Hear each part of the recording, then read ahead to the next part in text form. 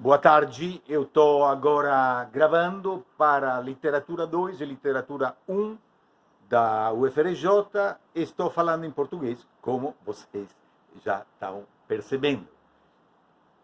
Por que falar em português? Por que unificar as duas coisas? Porque simplesmente não é tão fácil assim elaborar programas e, sobretudo, levar em conta que não temos um terreno, uma base institucional clara. Nós não podemos ter um curso normal por enquanto. E minha sugestão, como vocês viram, é que esse bate-papo, esse entretenimento, esse contato que nós teremos possa ser futuramente reconhecido como curso extracurricular. A burocracia é aquela que vocês conhecem, mas pelo menos a gente pode tentar. E, sobretudo, alguém falou, eu não lembro se foi a Luciana, se foi a Beatriz, se foi a Esther, estou falando sempre do grupo da Literatura 2, mas alguém falou que seja algo de divertido, porque realmente nesse período nós temos um problema. Esse problema é um problema psicológico e é um problema social. Vou fazer essa premissa. Na minha opinião, estamos numa situação dramática. 5 milhões, parece, são os novos pobres no Brasil neste período. Ou seja, nós temos 5 milhões de pessoas a mais que estão ganhando menos do que R$ 300 por mês. É uma situação intolerável. Precisava realmente um plano de emergência sério, bem intencionado. Eu acho que não está tendo nada disso. A segunda questão é que ficar confinado, porque está certo que não precisa e não pode sair para não aumentar a possibilidade de espalhar o vírus, mas ficar confinado significa restabelecer as próprias relações com quem nós estamos morando junto. Não é fácil. Todo mundo tem seus problemas. Eu tinha sugerido algo que vou repetir. Se alguém achar que pode falar comigo privadamente, ou seja, pode usar meu e-mail, lombardi.andrea@gmail.com, porque talvez eu possa até ajudar em algo, talvez sim ou talvez não. De qualquer forma, não vamos eliminar isso. O fundamental é que, se não tiver contato físico, pelo menos a gente possa ter um contato via internet. Pensando em algo divertido, eu sugeri, e portanto, um episódio, pelo menos, o primeiro episódio dessa série, que é uma série muito interessante, que se chama Os Borgias. Borgia é o sobrenome da família do Rodrigo Borgia, que foi papa com o nome de Alexandre VI. Ele foi papa num período crucial e vocês sabem que eu tenho uma pequena mania. A mania de uma data fundamental. Essa data é 1492. Nesse ano aconteceram 3 coisas que são fundamentais para nós, para vocês, para o mundo, para a Europa, para a própria América que não existia. A primeira é aquela que se chama descoberta da América. Esclarecemos que não se trata de uma descoberta, porque aqui estava bem habitado. O continente americano, sul e norte, tinha mais ou menos 90 milhões de habitantes. segundo um grande estudioso que se chama Tzvetan Todorov, que escreveu um livro que se chama A Conquista da América. Pode ser que não fossem 90, pode ser que fosse 50. Só para ter uma ideia, na Europa, naquele momento, tinha 60 milhões de habitantes. Portanto, era um continente, sul e norte, que tinha uma população parecida ou superior àquela da Europa. Não se trata, portanto, de uma conquista, se trata de uma dominação, numa descoberta, desculpa, não se trata de uma descoberta, se trata de uma dominação, e essa dominação levou à morte de 90% dos autóctones, dos indígenas, dos que foram chamados de índios, mas na verdade não eram índios porque não tinha a ver nada com a Índia. Eles morreram de varíola, uma epidemia. 80% da população morreu imediatamente de varíola e o outro 10% foi morta pelo invasor, e só alguns milhões, se não estou enganado, 6, 7 milhões, sobreviveram. E sobreviveram até hoje. Até hoje vocês sabem que no Brasil tem de 1 a 2 milhões de herdeiros dos povos da floresta, e nós temos uma grande riqueza, uma enorme de uma riqueza que é mal conhecida, que são as 180 ou mais línguas indígenas do Brasil, das quais que fazem parte de um grupo de 4 famílias, e, portanto, nós temos pessoas que falam e falam algo que nós não podemos entender, e eles, muitas vezes, falam algo que eles escutam algo que eles não podem entender. Eu, pessoalmente, ouvi um desses representantes indígenas, um que me lembro, ele se chama Tacumã Cuicuro, se tornou um cineasta, um videomaker, um grande tecnólogo da fotografia, e quando ele falava, parecia que estivesse falando um estrangeiro, porque a língua portuguesa não era a língua dele, não era a língua mãe. Essa é a primeira questão, 1492. Mas eu vou dizer para vocês o que eu aprendi para poder apresentar esse conteúdo para vocês. Rodrigo Borgia, cujo sobrenome não era Borgia, mas era B-O-R-J-A, Borja, que era uma cidadezinha da Espanha, ele que reconheceu a hegemonia espanhola nas Américas.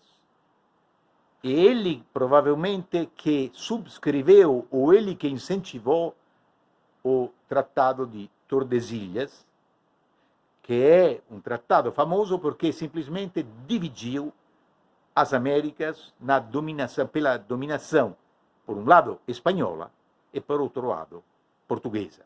Portugal era um país pequeno, mas era um país de navegadores, e, portanto, Portugal ganhou essa enormidade de colônia, que era o Brasil. E a Espanha ganhou uma enormidade de muitas colônias, que era México, que era Peru, que era vários desses países que depois se tornaram independentes, mas cuja língua continua a língua espanhola, assim como a língua mãe no Brasil, pelo menos depois de um certo período, foi o português. Foi Rodrigo Borgia, se não estou enganado, em 1893, portanto, um ano depois da eleição, que sancionou esse tratado. Podemos pensar que se não tivesse sido Rodrigo Borgia, talvez não teria sido assim a assinatura do tratado, não teria sido assim a divisão do mundo, não teria sido assim nosso futuro, que era nosso passado. Depois vou falar sobre o nome América. A segunda questão, e isso praticamente quase ninguém conhece, Em 1492, vocês devem ter ouvido falar, talvez, de um tal de Torquemada, cardeal inquisidor na Espanha. Torquemada era o principal conselheiro de Fernão, o católico, o rei de Aragão, e Isabela de Castilha. O que eles fizeram, Fernão e Isabela? Eles expulsaram todos os judeus da Península Ibérica, primeiro da Espanha, depois de Portugal. Se tratou de um desastre, se tratou de uma catástrofe internacional. Imaginem que, na época, eu não sei se a Espanha chegava a 1 milhão de moradores, não deveria ter alguns a mais, 200 mil espanhóis, que eram de origem judaica, foram obrigados, em 3 meses, sem levar nada praticamente, a deixar a Espanha. Sempre me perguntei, mas por que aconteceu isso? Da onde que vem essa adversidade, esse conflito com os judeus? É um problema de religião? É possível que sim, é possível que não. Mas o que aprendi agora, preparando essa apresentação para vocês, é que Granada foi a última cidade árabe que foi reconquistada pelo Reino Católico da Espanha em 1492, bem no início. E, portanto, parece que houve um duplo direcionamento em conflito da Espanha católica contra os árabes, que tinham ocupado a Península Ibérica por centenas de anos, desde o ano 900, me parece, até estamos falando em 1500, e, por outro lado, contra os judeus. Judeus, árabes e católicos conviviam perfeitamente na Península Ibérica. Isso todo mundo sabe. Isso daqui vocês vão ver até na segunda e na terceira novela do Decameron, onde se fala dessa convivência, especialmente na terceira, convivência super pacífica, amigável entre essas 3 religiões. Mas o que aconteceu? E aqui aconteceu a terceira coincidência de 1492. A primeira, portanto, é a eleição de Alexandre VI. A segunda é a descoberta, entre aspas, das Américas. A terceira é a expulsão dos judeus. E a quarta é a instauração de um sistema econômico internacional cuja característica é o sistema de produção capitalista, mas que, diferentemente do passado, não era algo que convivia com outros sistemas. Ou seja, o sistema capitalista, por exemplo, em Florença, o sistema capitalista em Veneza, convivia com o sistema feudal na Índia ou em outros lugares, no Egito, etc. Não. O sistema de 1492 e pouco depois, quando digo 1492, obviamente não é na hora, no momento, no dia, mas é ao longo de uns anos. Eu diria até 1517, que é, se não estou enganado, o ano da eleição de Carlos V, o imperador, que era dos Habsburg, não sei como dizer, Habsburgos, e que era, ao mesmo tempo, rei da Espanha, e, portanto, era também rei das colônias espanholas, aquele imperador que dizia: no meu reino, nunca o sol se põe, porque há sempre um território onde o sol está surgindo. O quarto aspecto, portanto, é uma instauração de um sistema com uma hierarquia ferrenha pela qual a cada país cabe uma certa posição. No topo desse sistema inicialmente foi, vocês não vão acreditar, a Espanha. A Espanha que também teve suas colônias no Brasil, em Pernambuco. Mas logo depois passou, como dizer, a primazia à Inglaterra. A Espanha em 1580, a Inglaterra em 1613 e assim por diante. E havia um centro mundial, havia uma periferia mundial e havia uma semi-periferia. Essa forma de explicar as coisas não é minha, mas é de um economista, historiador americano, que se chama Immanuel Wallerstein.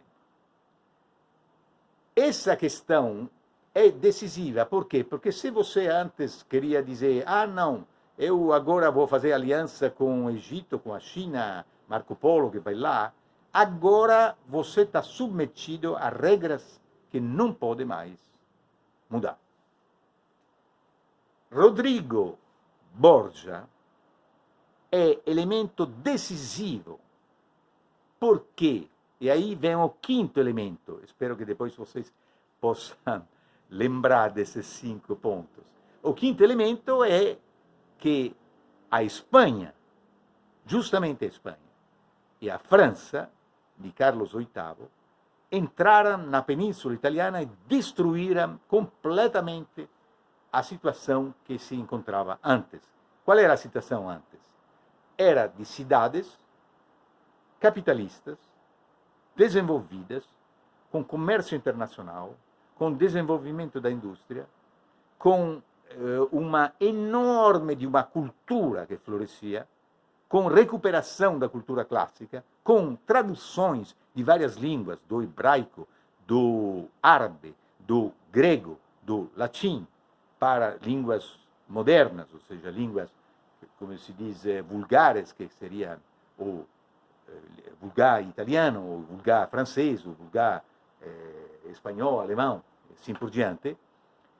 Uma enorme de uma cultura, uma enorme de uma arquitetura, uma enorme de um desenvolvimento artístico, com grandes, enormes pintores como Giotto, em 1300, que vou examinar com o grupo da Literatura 1, e com Michelangelo, com Leonardo da Vinci, com Raffaello e com outros grandes pintores e poetas.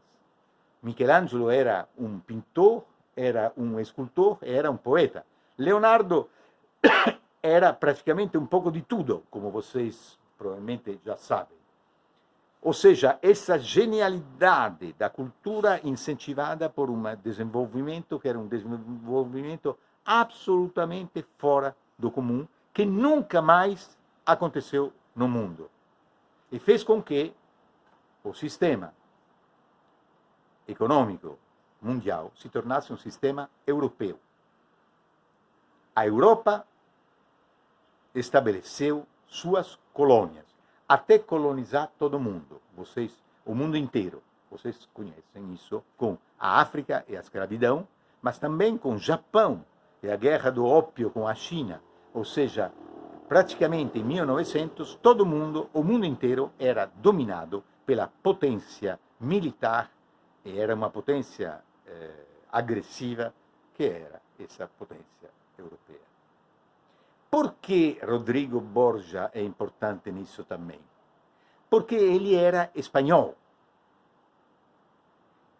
Ele era, portanto, ligado a essa projeção da potência espanhola, e quando a Espanha entrou na Península Italiana, praticamente entrou com consentimento do Papa. O Papa, como vocês veem no episódio, não era um Papa como nós o conhecemos hoje tipo Francisco. Era um Papa guerreiro, era um Papa, nesse caso, particularmente cruel, era um Papa, nesse caso, particularmente, digamos, pouco ligado às regras da Igreja. Era um Papa Rei. Existe até um filme que vocês podem ver, se chama Em Nome del Papa Re. Era em nome do Papa Rei. o rei era o Papa, que era guerreiro, que era diplomata, que era chefe da igreja, e, portanto, ele arrumava a situação política e diplomática da Itália, da Península Italiana, porque também, sempre naquele ano de 1492, na verdade 1494, aconteceu outro grande fatto e desastre, a morte di Lorenzo il Magnifico.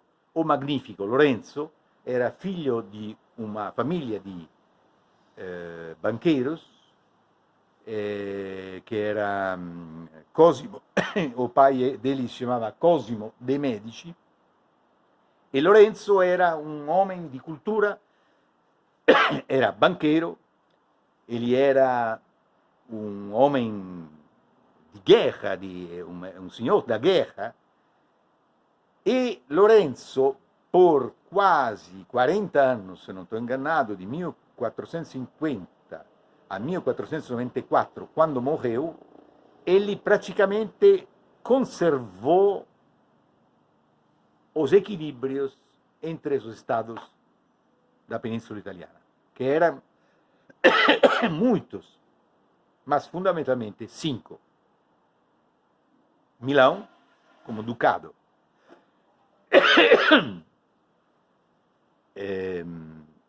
Florença, grande cidade da indústria manufaturiera e grande cidade dos bancos. Veneza, como grande cidade marítima. Nápoles, que reunia todo o Reino do Sul. E, finalmente, Roma, que, sendo a capital a cidade do Papa, tinha uma enorme um prestígio. Portanto, morto Lorenzo em 94, o Alexandre VI tomou seu lugar. E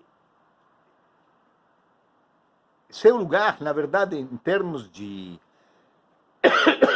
seu lugar era um lugar, como dizer, agora diria-se, maquiavélico, a partir do Maquiavel, que estudou justamente a situação italiana, da Península Italiana logo depois. Ou seja, o principal objetivo, que não dá para acreditar, do Papa Alexandre VI era fazer com que Cesare Borgia, que era filho dele e não podia, junto com Lucrezia Borgia, junto com Giovanni Borgia, junto com um outro que nesse momento não me lembro, mas que vocês podem ver no episódio, Cesare era colocado como para ser o novo príncipe italiano que iria unificar toda a Península Italiana. Tem algo que não ia funcionar, e não funcionou, evidentemente. Como é que pode o filho de um papa, ou seja, alguém que não tem um poder duradouro, mas é eleito a cada vez, inclusive vocês veem no episódio que a eleição é feita de intrigas, e de venenos, e de mortes, e de agressões, e de coisas absolutamente inacreditáveis, que se nós disséssemos hoje, essa daqui é a máfia, seria muito pior do que a máfia nós podemos representar, era a atuação do Alexandre VI.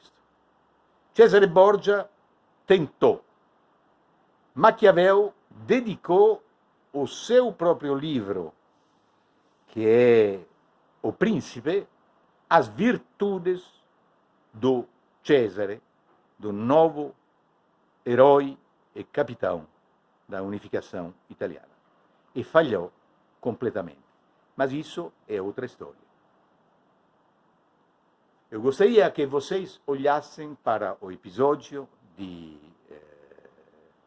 Os Borgias e anotassem o que vocês encontram lá. Perguntas: o que é o conclave? Quem são o Orsini, os Sforza, justamente os Borgias? Como é que a namorada do Papa, porque o Papa tinha uma mulher dos próprios filhos e mais uma namorada. A namorada do Papa se torna a grande estrela da pintura italiana da época. Como é possível tudo isso? Tem, ovviamente, a série é feita para mostrar intrigas. Se não mostrasse intrigas, não seria uma série, seria um documentário. É uma série e o ator protagonista é talvez o melhor ator ou um dos melhores atores que exista. Portanto, vocês podem anotar. Gostaria que vocês anotassem algo que interessa, algo que não entendem, algo que vocês notaram na escuta desse episódio. Se vocês, além disso, tiverem alguma sugestão para continuar outras coisas, porque não é que podemos assistir, eu acho, todos os episódios. Esse episódio eu acho que dura 45 minutos. Aí vocês façam uma proposta. Um grande, grande abraço para todos vocês. Eu sempre fiz assim. No final do semestre, a gente faz uma festa aqui. Eu mostro para vocês o que tem. Lá fora, deixa eu ver, lá fora tem o mar. Estamos em Copacabana e, infelizmente, o mar está assim, não sei se dá para ver.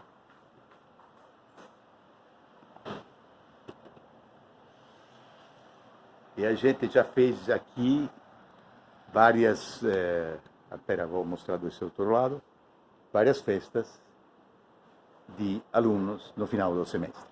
Um abração